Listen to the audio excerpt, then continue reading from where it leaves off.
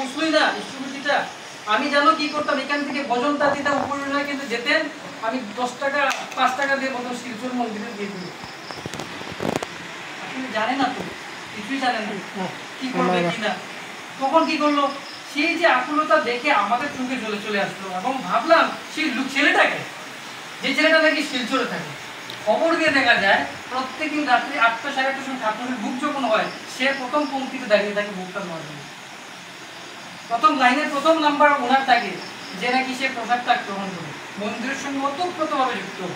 আর তার পরিবার নাকি এই অবস্থায় পড়ে আছে, অসচ্ছল অবস্থা। অথচ তার মা বলছেন যে আমি কিন্তু সামর্থ্যবান, আমি ঠাকুরের ইষ্টভূতি করে পাঠা ভরসায় সামর্থ্য রাখি। তারপর তিনি বললেন একটা কথা, যে তুমি যদি বলে দাও যে আমি আমার যে সঞ্চিত ইষ্টভূতিটা আছে আমার কাছে, তুমি যদি বলো আজকে পাঠিয়ে দেবো বাবা, আমি আজকে আপনারা ফর্ম নিয়ে আসেন,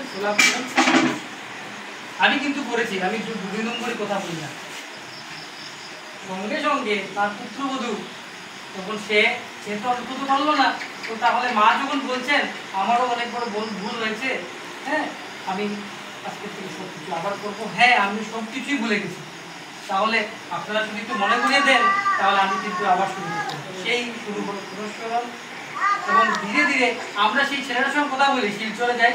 সেই দিন রাত্রিবেলা, সত্যি রাত্রিবেলা যখন আমরা ফিরে যাই প্রায় 8:30 বাজে, ঠিক সেই লোকটা প্রসাদটা হাতে নিয়ে খেয়ে হাত ধুচ্ছে, হাত ধুয়ে সামনে, জয় গুরু গুরু ভাই, আমাদের সঙ্গে ছেলে একটা চিনে ফেলেছে ওকে। কে? বলছে ওইটাই কালাইনের পিসটা। তাই নাকি? চলো।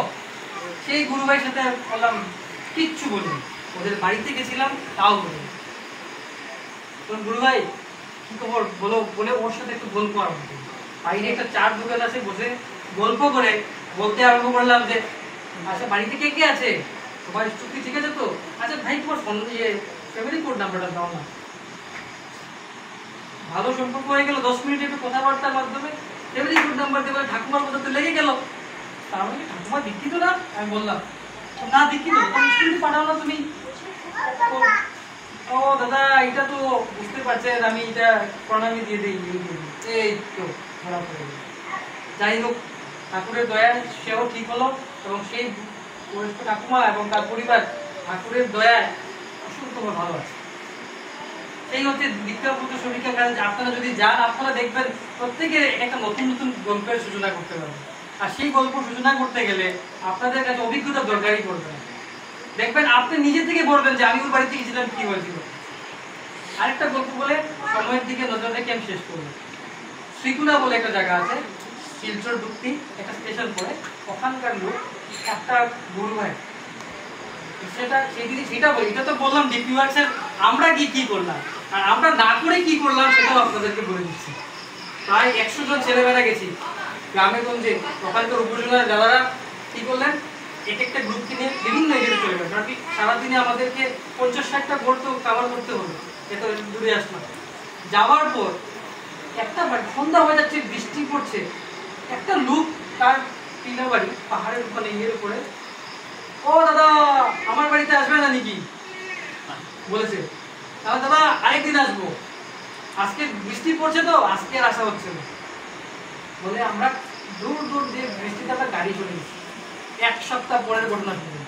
1 সপ্তাহ পরে এই বাড়ি তার মেয়ে অ্যাক্সিডেন্টে মারা যায়। মেয়েটা ক্লাস 9-এ পড়তো, ঠিক আছে। তারপর আমরা জানি না, আমি তো চলে গেলাম, আমরা তো আমাদের টাইম ম্যানেজমেন্ট করে দেখালাম যে আমাদের তো সময় নেই, বৃষ্টি পড়ছে। কিন্তু ঠাকুর সেদিন ডাক দিয়েছিলেন যারে তার বাড়িতে। ও যখন বললো আমাদেরকে, কি দাদা কি জয়গুরু সবার বাড়িতে গেলেন, আমার বাড়িতে যাবেন না? ও তো জানে না ডিপি ওয়ার্কসের কাজে এসেছি বলে। ও তো কি করলো, ও তো বলে দিল যে আসবেন না নাকি। আর আমরা বললাম আমাদের সময় নেই, রাত্রি 7টা 7:30 বাজছে, তাকে একটু অনেক ভিতরে টাউন। 1 সপ্তাহ পরে সেই মেয়েটা মারা যায় এবারে।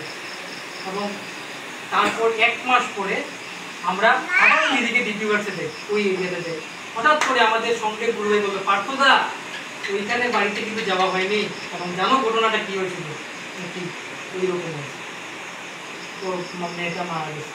যখন আমরা গেলাম বাড়িতে যাওয়ার পর, তো ভদ্রলোক আগে তো এইভাবে ডাক দিচ্ছিল, মানে এবার মানে দাঁড়িয়ে দাঁড়িয়েছে যে মানে খুব হবে, কেন ওর তো মনে অভিমান ছিল, আর প্লাস এখন মেয়ে মারা যাওয়ার পর ঠাকুরের প্রতি অভিমানটা আরো বেড়ে গেল। সেটা প্রশ্ন করছি, আমাদের অভিমান এবং জ্ঞানের জায়গাও তো এক জায়গায় বড় পিতা, তার কাছে তো আমরা অভিমান করবো, কার কাছে করবো? তারপর যখন আমরা যাই ওর বাড়িতে, যাওয়ার পর বসতে হেজিটেট করছিল, বসতেও দিচ্ছিল না। 10 মিনিট কথা বলার পরে আমরা এই যে মাটিতে যখন দেখলাম ওর কাদা উঠানে কাদা ছিল, তার মধ্যে আমরা বসে গেছি। বসার পরে ওর মনে কি যেন একটা ভিতরে জাগে না, আরে দাদা এইভাবে বসলেন কেন, দাঁড়ান আমি ইয়ে দিচ্ছি। সেই ঘর থেকে এনে পাটি টুটি এনে বসলো। বসার পর ও কাঁদলো আধা ঘন্টা, এটা বলছে আমি কি ভুল করেছিলাম, আর আমি আমার মেয়েটাকে আমি ঠাকুর কেন রাখতে দিয়েছিলাম। সেই দিন আমরা তার সামনে কানে ধরে ক্ষমা চেয়ে এসেছি এবং রবীন্দ্রনাথের কাছে জানিয়েছি ঘটনাটা, দাদা আমাদের কত বড় ভুল হয়েছিল। এবং তিনি তারপর প্রায় ঘন্টাখানেক ওনার বাড়িতে কাটানোর পর তিনি যে ছেড়ে দিয়েছিলেন সব কিছু, সেদিনের পর আমরা আবার মাকে বুঝিয়ে এবং তার ছেলেকে, ওই বাড়িরই ছেলেকে আমাদের সঙ্গে নিয়ে দ্বিতীয়বার চলে গেল। সেই হচ্ছে আমার অনুভূতির কথা বললাম, আপনারা নিশ্চয়ই নিজেদের জীবনে আরও পাবেন।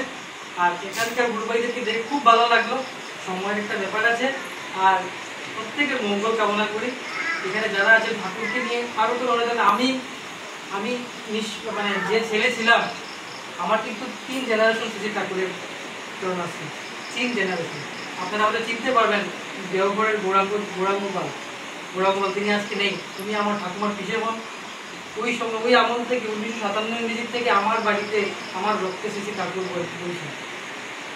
তাই বলছি, যারা ধরে আছেন বিপদ তো আসবেই, মানুষ বলে কথা, একটু হলেও আমরা বেঁচে কেটে বেড়ে যাবো, সেটা আমাদের মাথায় রাখতে হবে। আর যেটা বর্তমান নির্দেশ, আমরা সবাই যেন মিলে তাকে পালন করার চেষ্টা করি। আর কিছু না, সবার মঙ্গল হোক, প্রার্থনা।